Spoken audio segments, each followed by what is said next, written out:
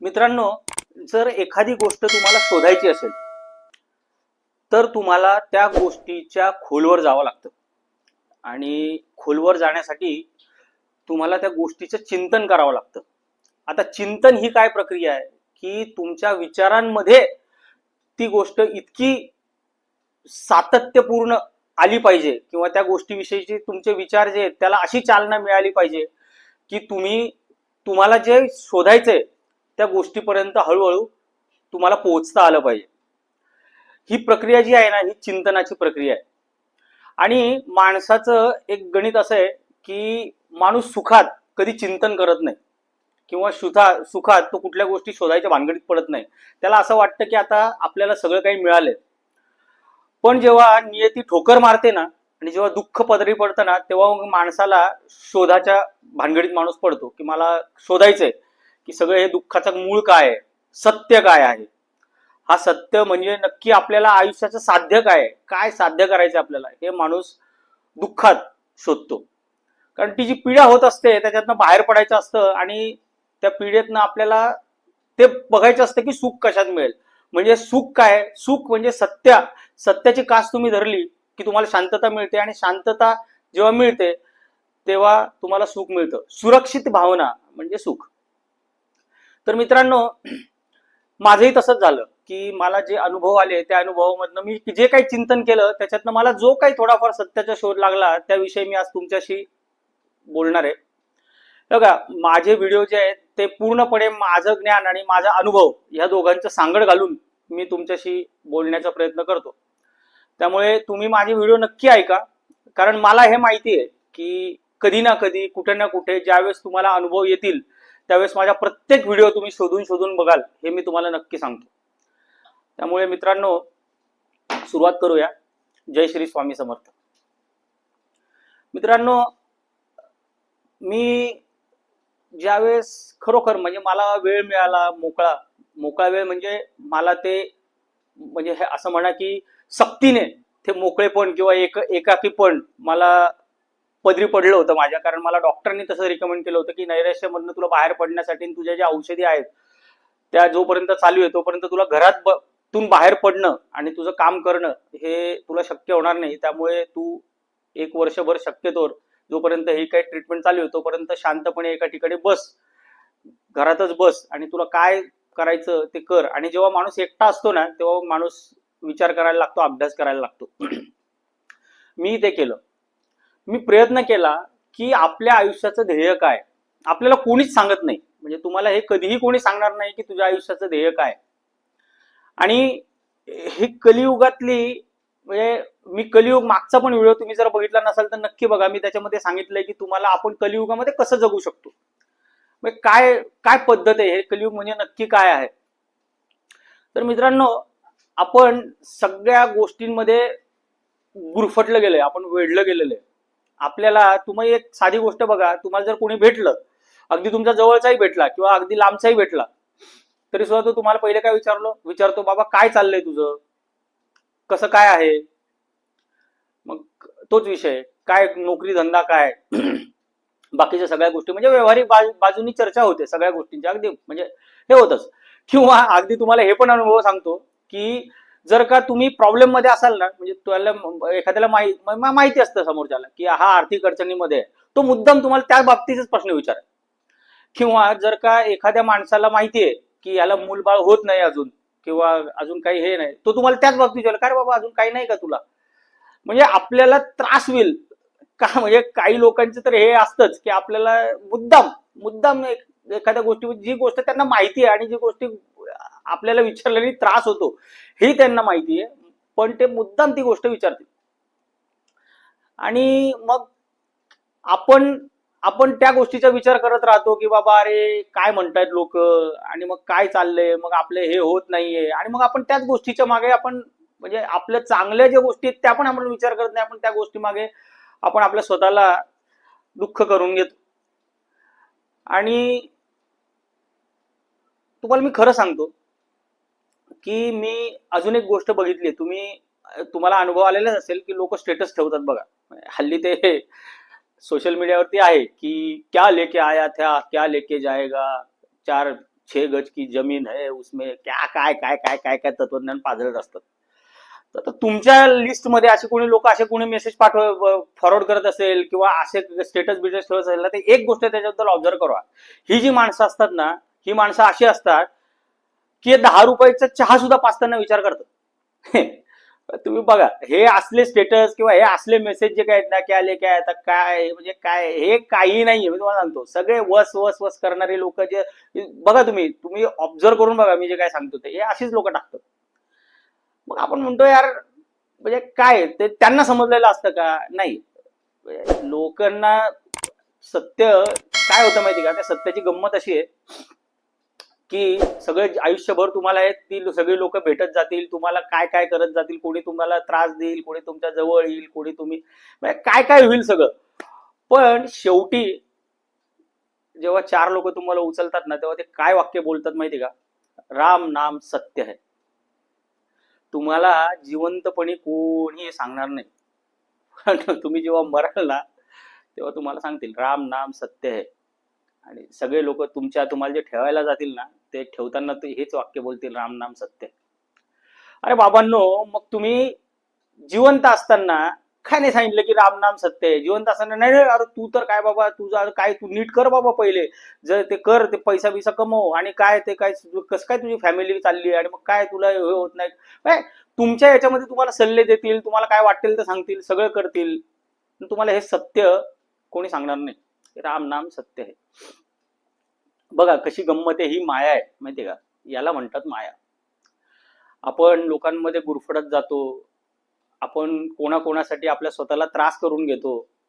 मी अशी पण लोक बघितली आहेत की जी नातेसंबंधासाठी जीव पण देतात आणि सगळं करतात. पण तुम्ही मला एक सांगा की खरोखर हा जो भावनांचा म्हणा, हा जो दुःखाचा म्हणा, मोहाचा म्हणा, सुखाचा म्हणा, हा जो कोणी मोहजाळ आहे, या मोहजाळामध्ये आपण किती दिवस अडकून राहणार? माझं असं, मी बघा, मी तुम्हाला एक गोष्ट सांगू का, मी ह्या गोष्टीचं समर्थन अजिबात करत नाही की सगळं काही सोडून द्या आणि फक्त हरिनाम वगैरे जप, अजिबात नाही.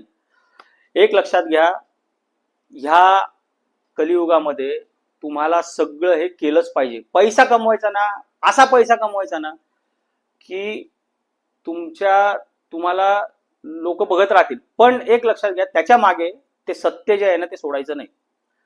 सगळ्या गोष्टीचा भोग घ्यायचा, पण कशात अडकायचं नाही. हे बघा कसं होतं, तुम्ही अडकणं म्हणजे काय? समजा तुम्ही सुखात अडकलात, तुम्ही अडकलात तर अहंकार येतो, तो अहंकार तुम्हाला संपवतो.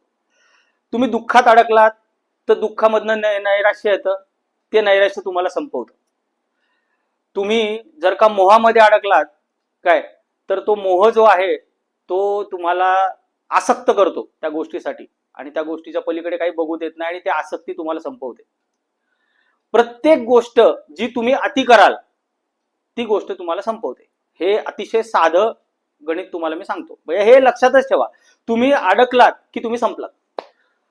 ज्या कुठल्या गोष्टीमध्ये तुम्ही भरकटत जाल, किंवा जी गोष्ट थोडक्यात काय की जी गोष्ट तुमच्यावरती हवी होईल ती गोष्ट तुम्हाला संपवेल. म्हणजे कलियुगातला सगळ्यात मोठा सिद्धांत असा आहे, सत्य असं आहे की आपल्यावरती कुठलीही गोष्ट हवी होऊ द्यायची नाही. ना सुख, ना दुःख, ना मोह, ना लोभ, काहीही होऊ द्यायचं नाही, हवी होऊ द्यायचं नाही. हवी झालं की ती गोष्ट तुम्हाला संपवणार. ही गोष्ट अतिशय महत्वाची, आणि हे एक असं सत्य आहे की जे तुम्हाला आपलं आयुष्य बदलून टाकेल. लक्षात घ्या. अजिबात म्हणजे अजिबात, म्हणजे मी हे शिकलो माहिती का, खरं शिकलो की मला कशानेच काही, मी थोडा वेळ ठीक आहे, मला आनंद झाला, थोडा वेळ मला तो आनंद होतो, मी परत कामाला लागतो, परत काहीतरी शोधतो, परत काहीतरी करत राहतो सतत. दुःख आलं, मार्ग शोधतो, मार्ग शोधून त्याच्यावरती स्वतःला नियंत्रण ठेवतो. मलाही लोभ आहे, मलाही सगळं आहे, सगळ्यांना सगळं आहे, पण त्या गोष्टीमध्ये अडकणं हा पुरुषार्थ नाहीये, आणि कलियुगात तर नाहीच नाही. त्यामुळे हे जे महत्वाचं सत्य आहे, जे तुम्हाला कोणी सांगणार नाही की काय आयुष्याचं आपल्या मूळ ध्येय कसं आहे माहिती का, तो परमेश्वर पण असा आहे ना की कलियुगामध्ये तुमच्या कर्मावरती, म्हणजे तुम्ही काय गोष्टी करता किंवा तुम्ही किती करता याच्यापेक्षा तुम्ही कसं करता हे जास्ती महत्वाचं आहे. मी असंख्य लोक बघतो, अहो तुम्ही तुमच्या कर्माचा हिशोब ठेवला नाही तर परमेश्वर तुम्हाला ती भावनाच तुमच्या त्या परमेश्वरासाठी तुम्हाला येणार. तुम्ही जर चांगली गोष्ट तुम्ही जर चिंतली नाही की मी हे चांगलं केलंय, देव माझ्याबरोबर ही गोष्ट वाईट करूच शकत नाही, तोपर्यंत तुम्हाला काय म्हणजे एक साधी गोष्ट आहे हो मित्रांनो. खरं सांगतो माझ्या या गोष्टीवरती का विश्वास आहे मी तुम्हाला सांगतो. माझ्या आईच्याकडे मी बघतो नेहमी की माझी आई आहे ना ही अशी व्यक्ती आहे की जी कायम सतत लोकांसाठी करत आली. म्हणजे कोणाला शिकायला गावाकडून यायचं असेल मग आमच्या घरी यायचं, म्हणजे असे किती लोक, मग काय तर मग माझी आई त्यांच्यासाठी करायची काय काही नाही की बाबा हा आपला आहे बाबा ठीक आहे, खाऊन पिऊ त्यांना खाऊ पिऊ घालणे वगैरे, अशी ज्याला कोणाला गरज असेल तो आसऱ्याला यायचा. आईने आमच्या सगळ्यांना हे केलं. खूप लोक असं म्हणे, मी पण कधी कधी असं म्हटलं आईला की तू काय करत राहती यार, ते आपल्याला हे होत नाही आणि मग बाकीच्या सगळ्या गोष्टी सगळ्यांना तू हे करत राहती काय, ह्या सगळ्या गोष्टी करत राहायची आई. आणि आम्हाला त्यावेळेस वाटायचं की हे काय आहे. पण तुम्ही लक्षात घ्या की आपल्या आईचा जीव कोणात असतो माहितीये, आपल्या आईचा जीव आपल्या मुलांमध्ये असतो. मला हे समजलं आज मी जो काही आहे ना ती माझ्या आईच्या कर्माची जी पुण्याई आहे त्याचं फळ म्हणजे आजचा तुमच्या समोर बसलेलो मी खरं सांगतो तुम्हाला, म्हणजे हे मनापासून सांगतो की मी ज्या परिस्थितीतून बाहेर आलो त्या परिस्थितीतून येणं हे जवळ जवळ नाही पूर्णपणे अशक्य होतं.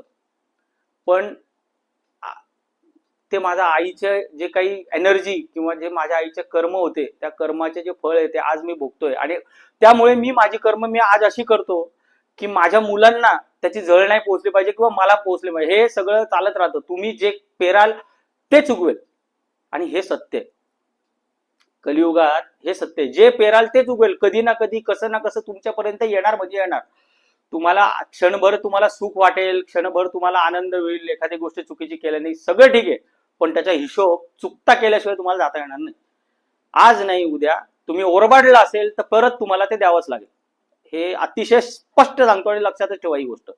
तुम्ही जर का कोणाला पीडा दिली, कोणाला दुःख दिलं, कोणाचं ओरबाडलं तर ते तुम्हाला व्याजासकट परत देऊनच तुम्हाला जावं लागेल. आणि तुमच्या स्वतःच्या आजवरच्या सगळ्या अनुभवामधनं तुम्ही बघा हे असं आणण्याचंच होतं. हा त्याचे मार्ग पैशाच्या स्वरूपातच नसतात सगळ्या गोष्टी पैशाच्या स्वरूपात. काही गोष्टी अशा असतात की ज्या गोष्टी त्याच्यापेक्षा पण वाईट असतात आणि मग ते आपल्याबरोबर घडतात. आपल्या कर्माची जी जी जी दाहकता आहे ना, दाहकता म्हणा किंवा सौख्य म्हणा किंवा जे काही आपण करू ते होणार म्हणजे होणार, हे लक्षात ठेवा. त्यामुळे हे सत्य आहे. कलियुगामध्ये राम नाम म्हणजे नामजप, कलियुगामध्ये तुमचं कर्म आणि दुसरी गोष्ट म्हणजे अनासक्ती, ह्या 3 गोष्टीवरती लक्ष केंद्रित केलं पाहिजे. जितक्या प्रमाणात तुम्ही ह्या गोष्टी अचीव्ह करू शकाल किंवा साध्य करू शकाल तितक्या जास्ती प्रमाणामध्ये तुम्हाला खूप समाधानी आणि छान वाटेल. आणि समाधानी असल्याशिवाय मी सांगतो, समाधानी असल्याशिवाय शांतता मिळत नाही. शांतता जोपर्यंत तुम्हाला मिळत नाही तोपर्यंत तुम्ही सुखी होऊ शकत नाही. सुख म्हणजे शांतता, समाधान आणि सुरक्षितता. तर असो मित्रांनो, आज मला तुमच्याशी एवढंच बोलायचं होतं.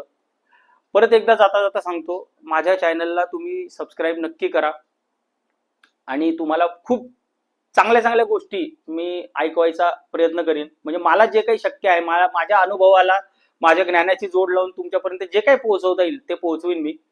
आणि जास्तीत जास्त लाईक करा म्हणजे माझ्या व्हिडिओ मला प्रेरणा मिळेल, स्फूर्ती मिळेल आणि त्याच्यातनं माझ्याकडनं काहीतरी चांगलं काम होईल. आणि शेअर करा तुमच्या मित्रांपर्यंत. आणि हाईपचं जर ऑप्शन तुम्हाला दिसत असेल तर माझ्या व्हिडिओला हाईप करा. आणि तुमच्या काही शंका असतील किंवा तुम्हाला जर काही विचारायचं असेल तर कमेंट करा. कमेंटमध्ये कमीत कमी स्वामी समर्थ लिहा. तुम्ही कुठल्या शहरातनं बघताय ते मला याच्यातनं सांगा. तुमचं नाव सांगा, मी तुमच्यापर्यंत पोहोचण्याचा प्रयत्न करीन. आपण भेटूया कधीतरी, काहीतरी चांगलं करूया. आणि बस इतकंच बोलतो आणि इथंच थांबतो. नमस्कार मित्रांनो, जय श्री स्वामी समर्थ.